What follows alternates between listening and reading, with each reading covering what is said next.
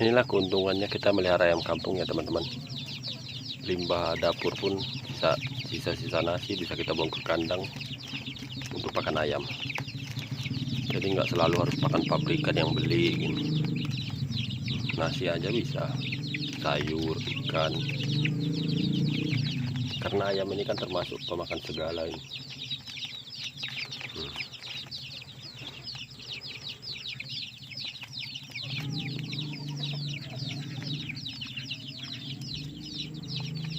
Yang penting kebersihan kandang tetap harus dijaga biar nggak ada lalat, jadi ayam tetap sehat. Pastikan juga kandang selalu kering ya teman-teman.